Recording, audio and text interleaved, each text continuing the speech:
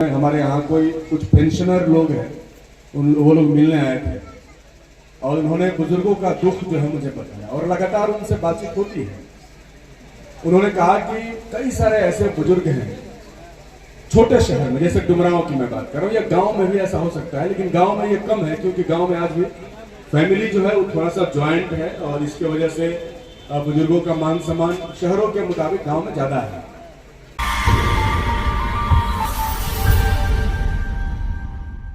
तो हम लोग आए हैं जोगेंद्र जी की माता जी का परिनिर्वाण के मौके पर। तो सबसे पहले मैं उनको जनक दुलारी देवी है ना, जनक दुलारी देवी जिनका परिनिर्वाण हुआ है, सबसे पहले हम उन्हें अपनी भावभीनी श्रद्धांजलि अर्पित करते हैं और आप सब लोग यहाँ आए हैं, आप सबका हम स्वागत करते हैं। बहुत अच्छी बात है कि हम लोग नई परंपराओं का शुरुआत कर रहे हैं। जिस परंपरा में ढोंग ढकोसला पाखंड नहीं है, और लगातार हमारी यह कोशिश है कि हम समाज को वैज्ञानिक तरीके से देखें और पुराने रीति रिवाज जो सिर्फ कथित तौर पर है उनसे मुक्ति पाते हुए हम अपने समाज को आगे बढ़ाने की कोशिश करें। यह अच्छी बात है कि इस दिशा में जोगेंद्र जी और उनके परिवार ने बहुत ही शानदार कदम उठाया है, इसके लिए मैं उन्हें तहे दिल से धन्यवाद देता हूं। हम लोग लगातार प्रयास कर रहे हैं। भंते जी, विमल कीर्ति जी भी आए हैं, पूरा इस क्षेत्र में इसका मोर्चा जो है वो लिए हैं।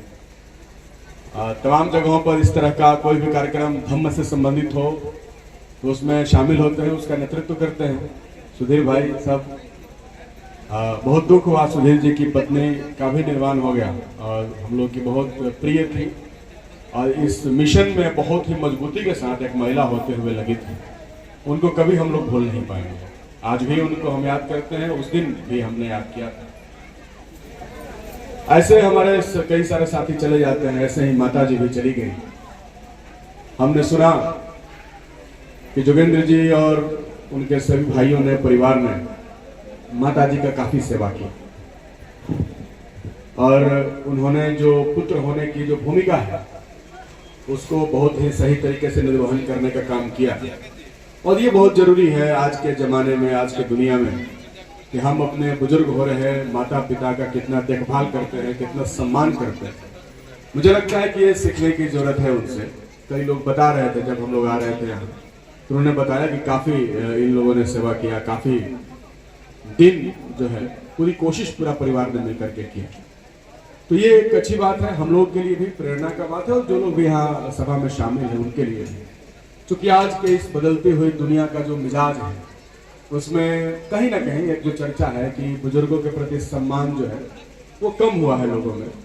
और आमतौर पर शहर में तो ज्यादा है, शहर में तो ज्यादा। आपने देखा एक बड़े आदमी की मृत्यु हुई कुछ दिन पहले, बहुत बड़े आदमी की मृत्यु हुई, नाम आप लोग जानते होंगे, सहारा सुब्रतो राय जी का, और उनको बेटों का कंधा नहीं। मैं नहीं समझता कि दुनिया में इतना, उनसे भी ज्यादा कोई दरिद्र व्यक्ति होगा। धन किस काम का, जब आपके अंतिम विदाई में आपका पुत्र ही उपस्थित ना, ईडी पकड़ लेगा कि सीबीआई पकड़ लेगा कि पुलिस पकड़ लेगा, कौन पकड़ लेगा पता नहीं। तो धन का क्या मतलब?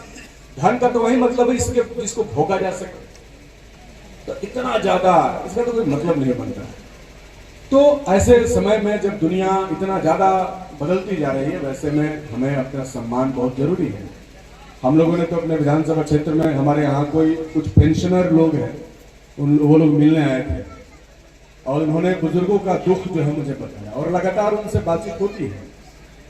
उन्होंने कहा कि कई सारे ऐसे बुजुर्ग हैं छोटे शहर में, जैसे डुमरांव की मैं बात कर रहा हूँ, या गांव में भी ऐसा हो सकता है, लेकिन गांव में ये कम है क्योंकि गांव में आज भी फैमिली जो है वो थोड़ा सा ज्वाइंट है और इसकी वजह से बुजुर्गों का मान सम्मान शहरों के मुताबिक गांव में ज्यादा है। वहां ऐसे कई सारे बुजुर्ग हैं जिनका समय नहीं बीतता है, बुजुर्ग हो गए हैं जिनके साथ कोई बात करने वाला नहीं है, बच्चे सब पढ़ने जाते हैं सब, तो वो सब अवसाद में जी रहे हैं। एक अलग तरीके का एक समस्या है। मैं तो कहूंगा अपने युवा साथियों से कि बुरा लगता है ना कई बार कि हमारे बुजुर्ग लोग, हम उनसे क्या बात कर रहे हैं, वो तो आउटडेटेड बात कर रहे हैं और हम लोग हैं नए अपडेटेड बात करने वाले लोग, तो आउटडेटेड लोगों के साथ कैसे बैठे। इस तरीके से हमारा एक बड़ा बुजुर्गों का एक जो समाज है वो अवसादग्रस्त होता जा रहा है। ऐसा मैंने कई लोगों से बातचीत किया और सर्वे किया, तो हम लोगों ने एक फैसला लिया है कि डुमरांव में एक हम लोग बनाएंगे वृद्धाश्रम टाइप का, उसके लिए हम लोग जमीन देख रहे हैं। तो हम देख रहे हैं कि उनके घर परिवार में भी किसी के पास इतना वक्त नहीं है कि वो बुजुर्गों को दे। हमारा वक्त गया कहाँ, अकूत धन कमाने में, संपत्ति कमाने में, दुनिया भर के तरह तरह के काम करने में।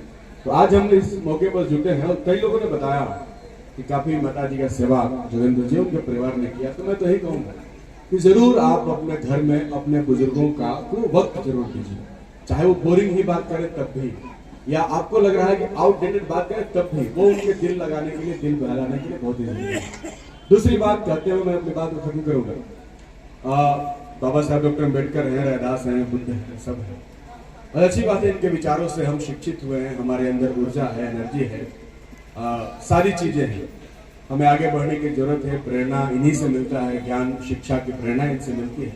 हम समझते हैं कि हम इसी प्रेरणा को लेकर के ग्रहण करके आगे बढ़े और जब हमारे अंदर ज्ञान होगा, शिक्षा होगा, तो निश्चित तौर पर हम गुलामी से मुक्ति होंगे। हम लंबे समय के गुलामी से मुक्ति की लड़ाई लड़ रहे हैं। कुछ बेड़ियों को साहू जी महाराज ने तोड़ा, कुछ को ज्योतिबा फुले ने तोड़ा, कुछ को सावित्रीबाई फुले ने तोड़ा, कुछ को कबीर ने तोड़ा था, कुछ को उनसे भी पहले थोड़ा बुद्ध ने उस पर एक बातचीत शुरू की थी।